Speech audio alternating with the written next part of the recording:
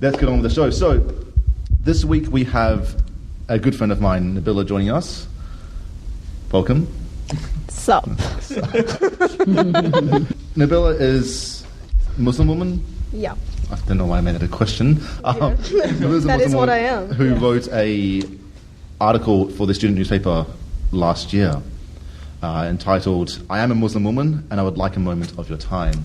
Yeah. It was an interesting piece and I thought we could have you in to discuss it, and so I'd like to thank you for coming and joining us. No problem at all. Before we get started, I thought you might like to read the first little bit of what you've written. Yeah, sure. Then we can discuss. Sounds good to me. Alrighty. I am a young girl, no more than 5, and sitting in the car as my mum parks in front of a grocer in Liverpool. I ask her to please get me a Kinder Surprise, more for the toy inside and the chocolate exterior. My mum nods and smiles down at me before getting out of the car. I am about to follow her when I see a middle-aged woman with blonde hair who was older than my mother and carrying a bag of groceries in each hand. She stops, puts down the groceries, and hurls expletives at my wog mother who, according to her, should fuck off back to her country. 17 years later, and I still see that experience as the one that really, truthfully, showcases mainstream ideology towards Muslims. I am 8, and in the passenger seat. My mum is driving along the Hume Highway. I've just begun to notice the strangeness with which the man in the white Commodore ahead of us is driving. He keeps braking suddenly, and my mum tries to merge into another lane to move away from him, but he follows, merging in front of us.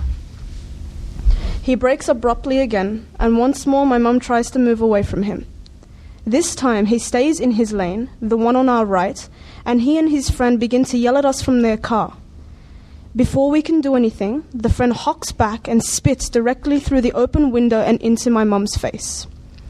They speed off, laughing, and I stare up at my mum, who's now crying angry tears, and wonder what she had done to offend them. And that's the first 2 paragraphs. Yeah. I don't know about everyone else, but I found those quite powerful when I read them for the first time.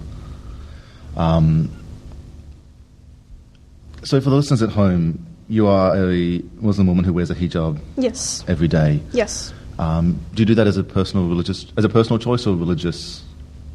You do mean? you do it because your religion instructs it, or because you personally? What's a good way of it? I personally want to. Yes. Yeah.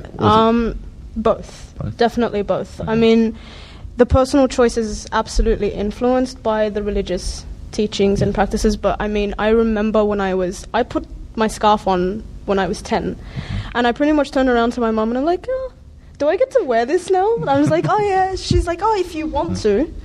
I'm like, yeah, I want to. I pulled out a nice floral scarf. I'd always been into flowers, and I put it on and I felt really nice, and that's when it happened. Yeah. Do you feel that it marks you out at all, wearing one? Yes.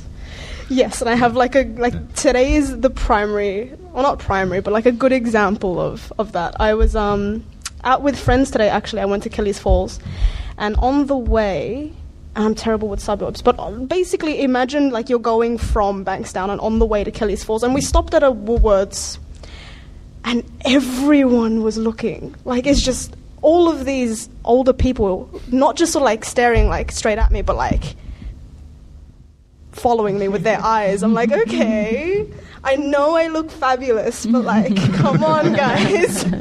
Yeah, no, it does definitely. It makes you obviously a Muslim. Yeah. So yeah. Would you want to tell us a little bit about yourself? Because I know your story, but not many others. Well, no one else here does. My story in terms of you're a university student, what do you do with yourself? So I'm a honours student at the moment. I guess I'm in my final semester, so I'm almost done. Woo! And I studied a Bachelor of Arts with a major in English. So with that particular degree, I get a lot of questions from... and I don't like using the description white people, but it comes from white people. It's oh, so do you want to be a translator? Do you is that sort of what you're going for? I'm like, yeah, I did my honours in English literature, and I did all of these essays so I could be a translator. That's definitely what I want to do.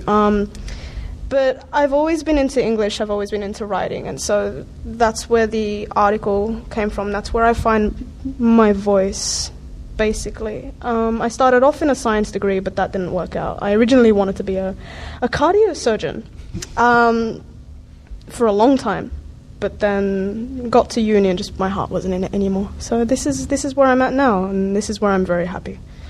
Yeah. Yeah.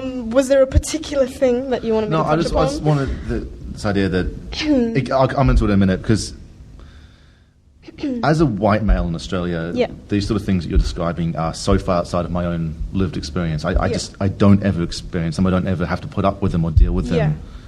And I suppose the first thing is, what you've written about is, it seems extreme to me, but are these common experiences throughout the community of Muslims, and even more specifically Muslim women in Australia? Yeah, absolutely. I have a friend of mine who was actually telling me this one instance that she experienced. She was sitting on the train, and this is, I can't remember whether or not it was before or after any of the horrible incidents that occurred, in reference, to the Lint Cafe, stuff like that. But essentially, she was sitting on the train on her way home, minding her own business, and this guy who was sitting in front of her makes the effort to turn around and begin to swear at her and tell her that she was super ugly and that she should take off what she's wearing and that she's got no place here. It absolutely happens very, very frequently to people that I know. And you see it all the time on the media, like with women who are being pushed onto, or people trying to push them onto train tracks, and people making these horrible sort of accusations at otherwise innocent people, So it absolutely does happen, yeah. And so I wonder, how would you go about tackling that? I remember at the time there was an I'll Ride With You hashtag campaign that came about. Mm-hmm. And I remember reading things that were in both, this helps and this makes it worse because it singles us out. Yeah. So it sort of works for solidarity. Yeah. And then because it singles us out, it makes us more different in the long run. Mm. I'm wondering, how would you think, what would you think is the best way to go about tackling those sort of preconceptions? And honestly, education is the biggest thing. A lot of misconceptions and ignorance, well, not so much ignorance, but a lot of misconceptions and hatred and just a general kind of wariness stems from not knowing. And if we make that attempt to simply understand one another and realize that, once we get past religion, once we get past a lot of these, cultural things even, for instance, all of us want the same thing. All of us want to live well. All of us want to do, for instance, if we have children, want to do what's best for our children, do what's best for our parents, do what's best for us in terms of our careers and stuff like that. And even in terms of religion, I can't tell you how many times I sit there on Facebook or wherever, and there's just the biggest load of garbage that I have to sift through, being like, this is not Islam, this is not what it is, this is not a representation of what a Muslim person is, and yet it's propagated as that. And so educating yourself eliminates any sort of problems that you might have when you come across rubbish articles, essentially. Absolutely, education is the biggest thing. Those sort of "I will ride with you" hashtags are lovely. They're a lovely sentiment, but it absolutely does single people out. It absolutely encourages, obviously not willfully, but it does encourage that otherness sort of thing.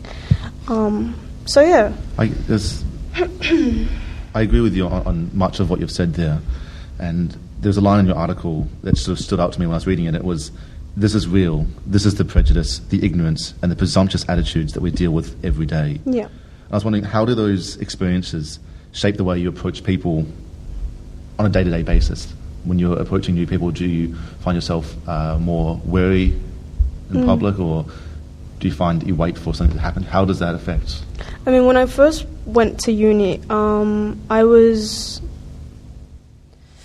This is quite some time ago now. I'm a naturally very sort of friendly person, but when you're faced with people who don't know much about, who aren't like you, you find yourself being overly friendly in order to compensate for the difference. Yeah. And when these people, either you go into a class and they avoid you, or whether or not they're doing it on purpose, or they simply speak to you differently than they would to the people that are around them. You pick up on that and you acknowledge it, but you don't really say anything, just so that, no one likes to start a conflict. No one likes to get into anything that's awkward. We usually, as people in general, just kind of deal with what we have to deal with and then leave. But for me, at least, it wasn't overt, and then this was probably like an off-putting sense of friendliness, kind of like just excessively, oh wow, really, yeah, like exciting. Oh well, that's you, and you're amazing in that sense. But yeah, I mean, it's always going to be different for different people. I don't speak for everyone. The way you were approached at university different from the way you're approached or approach other people in the wider community? I suppose I'm coming from this question from the terms of my imagination is that university is a place where you have more educated, more open-minded people. Is that an accurate representation of what was going on, or do you find it sort of went underground more but was still there? How is university different? I think you definitely do have a lot more people who are open to different ideas. Yeah. However, there is still a lot of prejudice. I mean, I remember sitting in one class, and this was for a rhetoric class, a tutorial, and the guy who was sitting opposite me was not a person who knew me or who I knew or anything like that, but he immediately made an assumption about me based on the scarf that I wore, and began to ask me questions that were centered in media propaganda, essentially. Like, what do you think about this? What do you do with this? But it wasn't even an attempt to understand. If you're attempting to understand something, if you're asking me questions with the intent to understand, I will absolutely sit there with you for hours and talk to you. If you approach me with questions that are simply meant as attacks, I'm not stupid, and no one here is stupid, and we will know. And we don't waste our time with these people, regardless of who they are or what they're asking. There have definitely been. I find it less, and this is going to like faculty wars, but it's definitely less of a problem in the arts than it is in the sciences. And I don't attribute that to anything. I don't know why that is. I didn't stick around very long in the sciences, but yeah, I just find that people are more open, definitely, but that there is that. It's still there. Yeah, definitely. It does seem like a kind of unfortunate stereotype to have to tackle every day. Like I said, this is not something that I ever have to tackle, but I have noticed that one of those stereotypes you're talking about that seems to be propagated a lot is that Muslim women are less educated. And I was wondering, do you find people are surprised when they find out you're so highly educated, so obviously articulate, and I've seen some of the work you've done, not just in this article, but in other areas, and you're so obviously skilled in the area you've chosen to study in. Do you find that people are noticeably surprised at that sort of juxtaposition that they might find? Again, it depends on, if there's a person that knows me, obviously not. If it's a person that I'm simply, it comes back to that, you want to be a translator kind of deal. Or even simply asking whether or not, where are you from? What about my accent says that I'm from a different country than this one? What about my English says that I'm not from here or from an English-speaking country or something? It's these immediate assumptions based on the way that I look or the way that I don't know, behave or something like that. But I mean, you can simply, I don't know. There have been instances, obviously in the article as well, where people have spoken to me about examples that they've gone through where they go into the workforce and they're treated in a very condescending manner. I mean, I can speak from my own experience, and maybe this is just because I'm very short, but people, so I mean this both literally and figuratively, people talk down to me. And they assume that I know less than I put on my resume, you know, so I don't know, yeah. It's interesting you mentioned that, and my ex-girlfriend was a short, half black, half Chinese girl who was top of her grade at med school, phenomenal, but she always had the same experiences where she was talked down to, or, oh, you speak English very well, or where did you come from? Yeah. Something that she gets a lot, and obviously you get a lot as well. I'm a tall white male that wasn't born in this country, and I have not once been asked, oh, where did you come from? Or you speak English so well. Yeah. You just fit in. Well, exactly, but until I open my mouth and people assume I'm South African or English or something, people never ask me that question, oh, where are you from? Yeah. It's just, I don't come across it, and we so often seem to shape our expectations based on these false, you know, memes and false heuristics in our brain. But trying to walk away from all those stereotypes, I'm very curious, because it seems like you cope with all this very graciously thank you. And in a very elegant way. But what I'm interested in is, what are your dreams? What do you want to do from now on? Like, being a Muslim, it doesn't define, it's just one more thing that you are, among so many other things that you are. So tell us about your dreams. That would be really cool. Oh, my dreams. Okay. Well,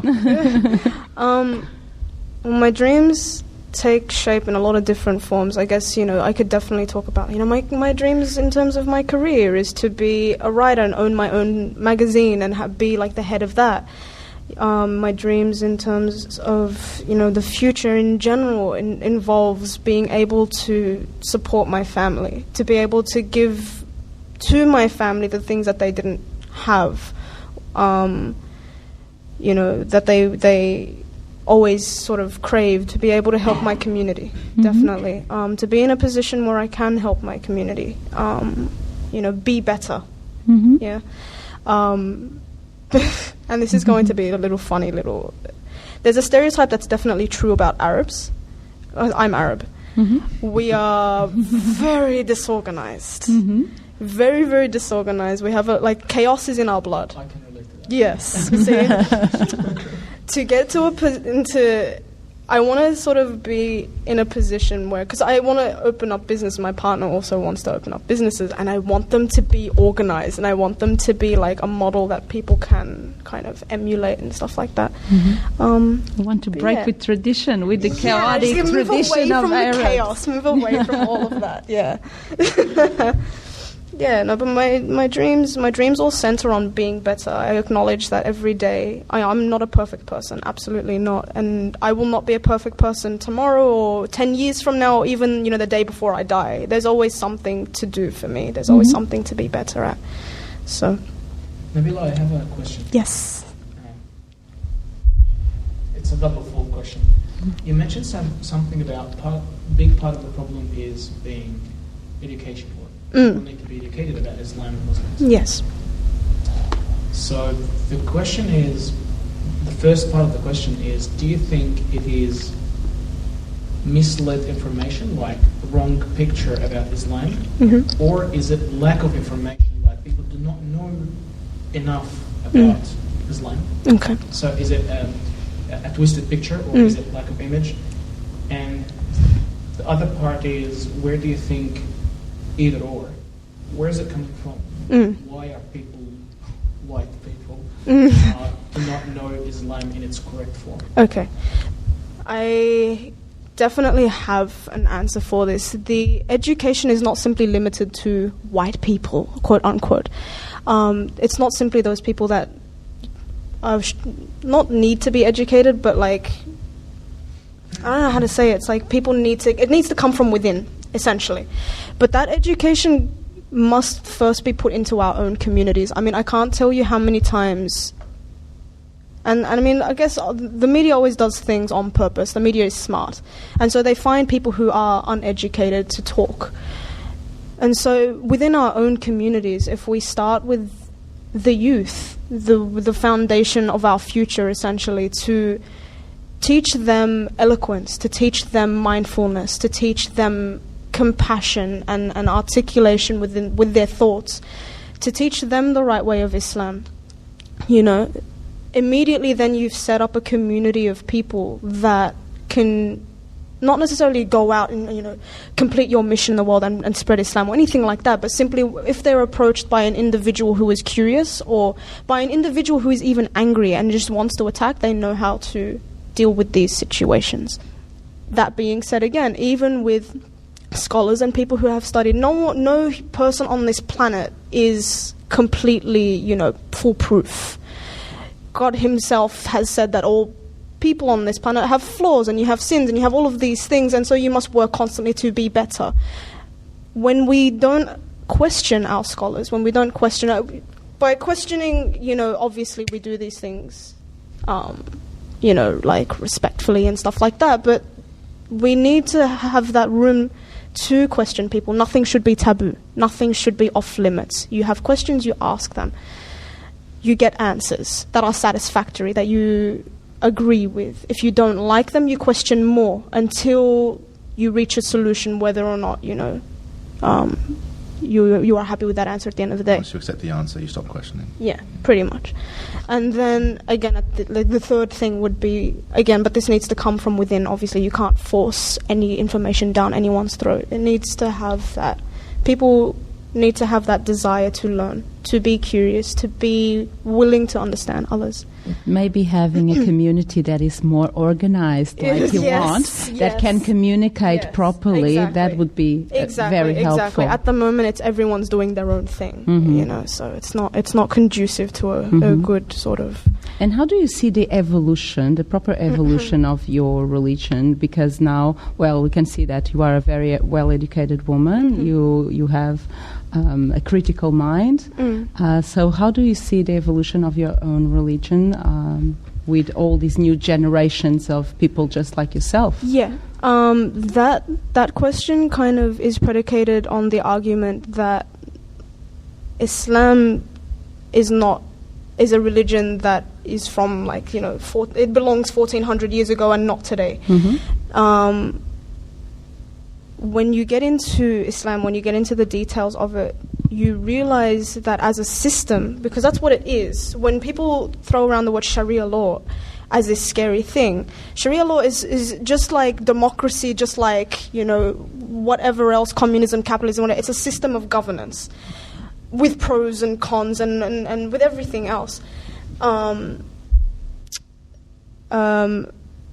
so with Islam, however, people will say that it lacks the cons, and I'm inclined to agree with that, only because all of the cons that you see are stemmed from misrepresentations. I always say this, Islam itself, as a fundamental, when you ignore everything else, is a religion that makes sense. And I say this as a Muslim person. Obviously, you know, people will not agree with me based on their own opinions and their beliefs. What's the word? So the practice. When I take something and I'm like, yep, this is how I'm going to do it now, the way that I practice that may have flaws. Am I practicing that foundational thing anymore? No, I'm not. And so then I have to question, well, are the practices outdated? Absolutely they are. Absolutely they are. We can sit here and talk about how the Arab world is very patriarchal, which it is. It's disgustingly patriarchal. The Arab culture is not in any way, shape or form a good culture to emulate as far as, you know, where women are concerned. Is Islam like that though? No, it's not. It's the implementation of men by these rules for their own gain, as people do, that basically screws this entire sort of... It's their interpretation. My reading, when I read the Quran, I grant you it's been a while since I read it. Yeah. The one thing that stood out to me is that it has these moments where God talks and God instructs. And throughout the book, he will sometimes talk directly to men, but at no point does he ever, or any really part of the Quran reference talking to women. Yeah. I'm wondering where that would come into that. I'm not going to sit here and pretend that I know enough about the Quran to answer that question. So it's not something that I want to answer just solely because I don't know. Okay. Can I answer that? Well, the way the Quran was written, it was supposedly as the messenger of God, Angel Gabriel, talking directly to the Prophet Muhammad. So obviously it's going to be a talk in the masculine, a guy talking to a guy. However, you will find verses in the Quran talking about women, not to women. All the to was for a male figure. Or, I mean, there are a lot of people who take it as a linguistic kind of thing, because the Quran itself was a linguistic miracle, if you will. It was sent down, if you will, during a literary golden age, where poetry was a very, very big thing. So when the book was revealed or whatever, people were baffled by the language. And so it's worth it to kind of consider the linguistic merit, and often within a single very small section, men and women will be referenced absolutely next to each other, and that is significant at a linguistic level.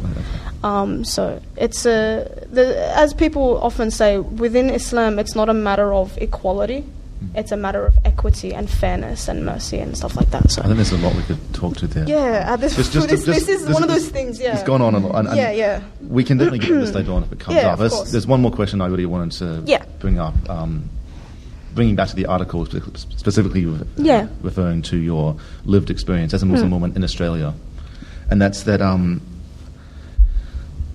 In my own life, there are these sort of social lines with respect to Muslim women and people, and no matter where you come from, there are these sort of social lines, and I'm not entirely sure, from my own personal view, where those lines are in many respects. And the example I have is that you and I get on very well, and we were fine. But I was doing an Oniswa campaign, and there was a Muslim woman I was talking to there, and I sort of accidentally brushed up against her, and she visibly will call it away.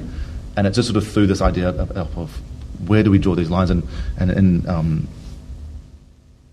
particular with Muslim women, how do we approach Muslim women in day-to-day lives without giving offence or without wanting to appear, treat them like normal people. Treat them like normal people, minus the touching. Generally, people go to shake hands with the way that, I guess, in my particular culture, it's different for different cultures. We put our hands on our hearts. So we put our hands on our hearts to show respect for the individual that we're greeting. If the safest option is just generally don't touch. Yeah. Okay. That's fair. So, anyone else? No. Well, thank you for. I was curious to ask a question, but if I ask my question, it'll have a very long. I'm asking you, how old are you? But I really Here's the question: as you study your article saying I was 5 when this happened, and I was 8, I was 10, and I keep thinking in my head is that Islamophobia is really becoming a recent thing, like particularly after 9/11, that the world started discriminating Muslim and Islam much more. I'm not sure what was before 9/11, but I think the bigger picture became after 9/11. So I was going to say, when you started witnessing these things, is it within the last 10 years? Or how old were you when things happened? But I'm not trying to... No, I don't mind. Honestly, I don't mind. I'm turning 23 this year. And so this was definitely before 9/11, but it was definitely, and guys correct me if I'm wrong, but it was in that period where the Italians and the Greeks were still called wogs openly, and so the Arabs got bundled in with that because we all look very alike, and so that's where that comes from. And obviously people have a wariness of things that they find different. That's human nature, especially when we don't understand something. Our immediate response is to dislike it or distance ourselves from it. So it comes from that. My mum was a scarfed woman at the time, so she was obviously, again, Muslim. So, yeah, it probably stems from that. Okay. Yeah. Thank you. Cool. Well, thank you for coming and talking with us and all the rest of it.